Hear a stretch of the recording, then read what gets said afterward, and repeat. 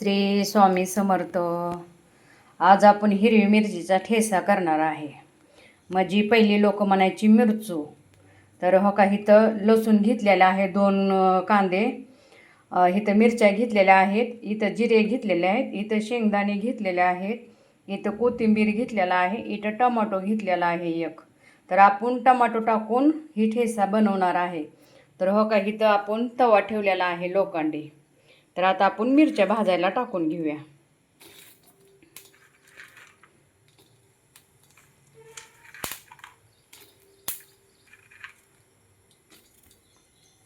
तर काही तर आपण मिरच्या भाजायला टाकून घेतलेल्या आहेत.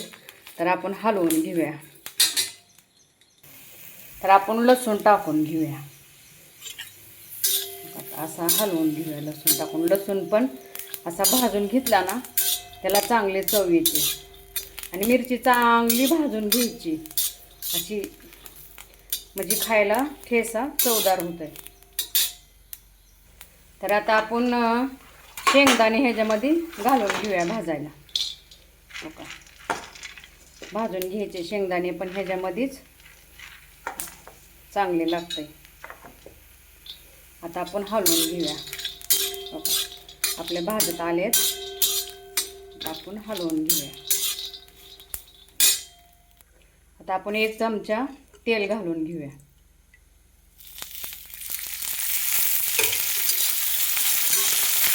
एक चमचा तेल घातलेला आहे. आता आपण ही कोथिंबीर टाकून घेऊया. बघा आपला असा खमंग सगळं भाजून झालेलं आहे. तर आपण आता ह्याला काढून घेऊया. हो का, सगळं शेंगदाणे, लसूण, मिरची, कोथिंबीर चांगले तळून झालेले आहे. तर आपण ह्या खलबत्त्यामध्ये काढून घेणार आहे. तर काही तर चवीनुसार 2 चमचे आपण मीठ टाकून घेतलेलं आहे. ह्याला जरा थोडं मीठ जास्तच टाका.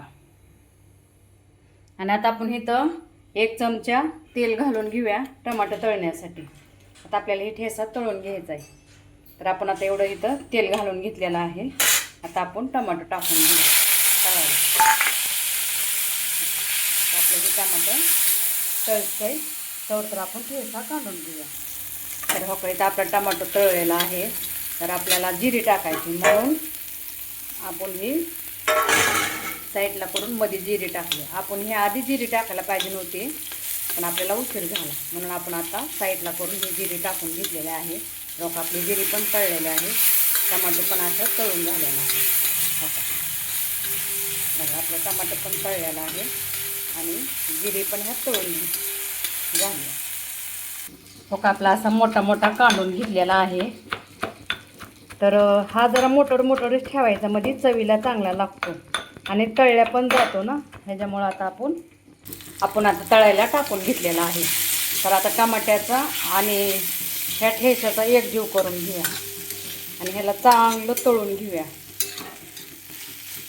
म्हणजे खायला चव असा आंबूस लागतो. टमाटा आणि मिरचीचा ठेसा केला की खायला चवदार लागतो. म्हणजे त्याचा असा आंबूसपणा येतो. आंबूसपणा आला की खायला जरा चव लागते. आणि हे आपण ही ज्वारीच्या, बाजरीच्या, मक्याच्या भाकरीसोबत खाल्लं ना तरी पण चवीला छान लागतो, किंवा चपातीसोबत खाल्ला तरी पण चांगला लागतो. आता ह्याला चांगला आपण तळून घेऊया.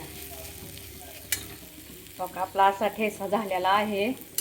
तर आपण तुम्हाला ज्याच्या संग खाऊ वाटते ना त्याच्या संग तुम्ही खाऊ शकता हे.